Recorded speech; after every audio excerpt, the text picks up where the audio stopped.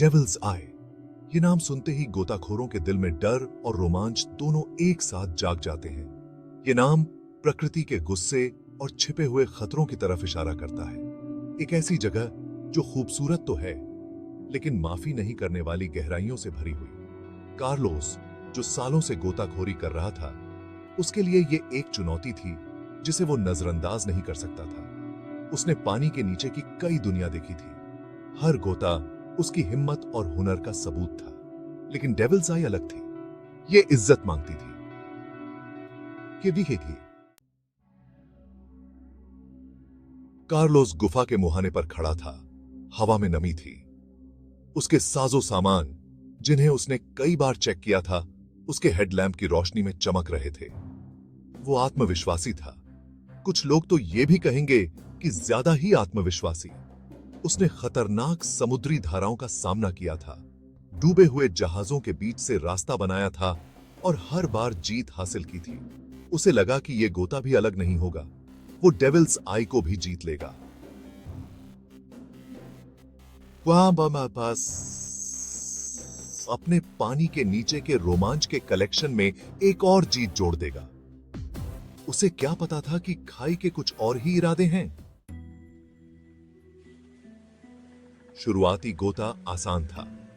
सूरज की रोशनी धीरे धीरे गायब हो रही थी और उसकी जगह कार्लोस की डाइव लाइट की रोशनी ने ले ली थी। पानी, जो सतह पर बिल्कुल साफ था, अब गंदा होता जा रहा था। अंधेरा गुफा के असली रूप को छुपा रहा था। छत से लटके हुए नुकीले स्टैलेक्टाइट किसी भयानक जानवर के दांत लग रहे थे। हजारों सालों से बनी हुई चट्टानें पुरानी कहानियां बयां कर रही थीं। कार्लोस इस अजीबोगरीब खूबसूरती को देखकर हैरान था। वो गुफा के बीचों बीच और अंदर जाता रहा। हर पल के साथ सूरज की रोशनी और गर्माहट से सजी बाहरी दुनिया एक धुंधली याद बनती जा रही थी। कार्लोस जितना गहराई में जाता रहा, माहौल उतना ही दम घोंटने वाला होता गया। पानी का दबाव बढ़ता जा रहा था। ऊपर मौजूद टनों भर चट्टानों का दबाव लगातार महसूस हो रहा था।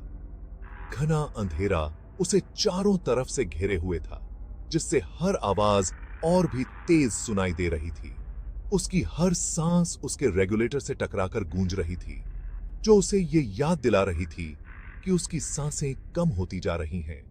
वो पहले भी मुश्किल हालातों का सामना कर चुका था, ऐसी चुनौतियों का सामना कर चुका था जिनके बारे में सोचकर ही बहादुर से बहादुर इंसान डर जाए। लेकिन ये अलग था। ये डेविल्स आई थी और ये अपने नाम पर खरी उतरने लगी थी।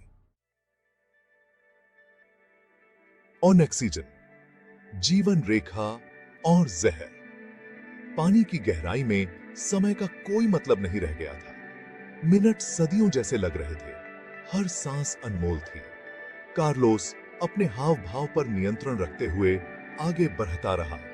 वो ऑक्सीजन विषाक्तता के खतरों को जानता था, गहराई में छिपे इस खतरे को।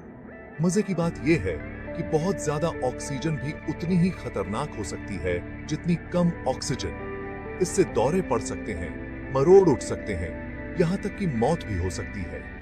लेकिन उससे चूक हो गई थी। आसपास की खूबसूरती में खोए हुए वो गहराई में ज्यादा देर तक रुक गया था। शुरुआती लक्षण, मुंह में धातु जैसा स्वाद, कम दिखाई देना, उसने इन्हें थकान समझ लिया। दहशत ने दिल को जकड़ लिया और तभी अचानक उसे बहुत ज्यादा मिचली आने लगी। उसका दिल उसकी पसलियों से टकरा रहा था, जैसे गुफा के सन्नाटे में कोई डर से ढोल पीट रहा हो। उसकी आंखों के आगे धुंध छा गई। किनारों पर एक अजीब सी चमक दिखाई दे रही थी। दहशत, ठंडी और तेज, उसके सुकून को छीन रही थी। वो इन लक्षणों को जानता था, उस खतरे को जानता था जिसमें वो था। Oxygen toxicity. वो हद से ज्यादा आगे बढ़ गया था, ज्यादा देर तक रुक गया था। उसका दिमाग उससे चिल्ला रहा था कि वो ऊपर जाए, सुरक्षित जगह पर जाए। लेकिन गुफा, जो कभी अजूबों से भरी हुई लगती थी, अब एक जाल की तरह लग रही थी। उसके अंधेरे रास्ते उसकी इस हालत का मजाक उड़ा रहे थे। वो खो गया था, अपनी दिशा भूल गया था और डर एक तेज धारा की तरह था जो उसे अपनी चपेट में लेने की कोशिश कर रहा था। जान बचाने की एक जद्दोजहद, अपनी सांसों पर काबू पाने की कोशिश करते हुए कार्लोस ने अपने डेप्थ गेज और कंपास को ढूंढा। उसके हरकतें जो आमतौर पर बहुत ही सटीक और आसान हुआ करती थी, अब अजीब लग रही थी। उसका शरीर उसके कहने पर नहीं चल रहा था। उसे शांति से सोचना था, उसे वापस जाने का रास्ता ढूंढना था। लेकिन उसे ऐसा लग रहा था जैसे गुफा उसके आसपास घूम रही है, एक ऐसी भूल भुलैया जहां से कोई रास्ता नहीं है। उसकी सांसें कम होती जा रही थीं, हर सांस एक छोटी सी फुसफुसाहट थी।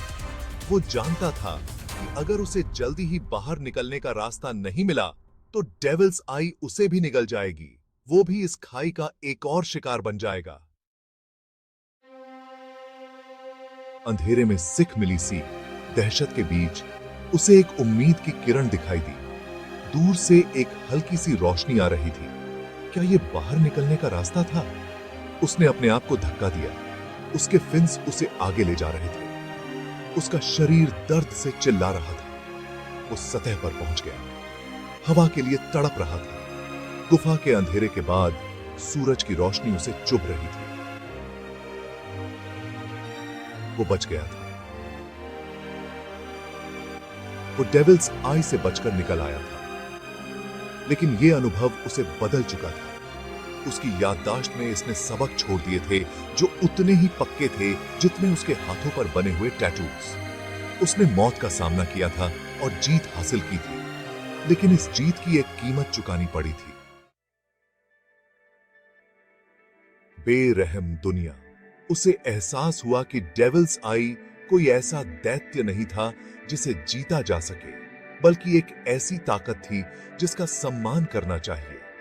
ये बेरहम खूबसूरती की दुनिया थी जो इंसान के जुनून और प्रकृति की शक्ति के बीच नाजुक संतुलन की याद दिलाती है। उसके घमंड, उसके जरूरत से ज्यादा आत्मविश्वास ने उसकी जान ले ही ली थी। उसने बहुत मुश्किल तरीके से सीखा था कि सबसे अनुभवी गोताखोर भी पानी के नीचे छिपे खतरों से सुरक्षित नहीं है। इस अनुभव ने उसे विनम्र बना दिया था, उसकी अजेय होने की सोच को तोड़ दिया था। उसने खाई में झांका था और खाई ने उसे घूर कर देखा था, और उस एहसास के पल में उसे पानी के नीचे की दुनिया की ताकत के लिए एक नया सम्मान मिला था। समझदारी की सीख। कार्लोस की कहानी एक सीख देती है, हमें याद दिलाती है कि रोमांच के पीछे भागते समय हमेशा समझदारी से काम लेना चाहिए। समुद्र अपनी खूबसूरती और आकर्षण के बावजूद एक जंगली और अप्रत्याशित जानवर है। ये इज्जत मांगता है, जीत नहीं। ये इंसान के धीरज की सीमाओं का परीक्षण करता है, गोताखोरों को उनकी क्षमताओं के बिल्कुल किनारे तक धकेलता है। लेकिन ये एक ऐसी दुनिया की झलक भी दिखाता है जिसे बहुत कम लोग देख पाते हैं। अजूबों और खूबसूरती की एक ऐसी दुनिया जो आपकी सांसें रोक सकती है। तो रोमांच के लिए तैयार रहें, लेकिन याद रखें, सुरक्षा सबसे महत्वपूर्ण है। गहराई की ताकत का सम्मान करें और उन ताकतों को कभी कम न आंकें जो हमारी दुनिया को आकार देती हैं, क्योंकि समुद्र की इस बेरहम दुनिया में दूसरा मौका नहीं मिलता।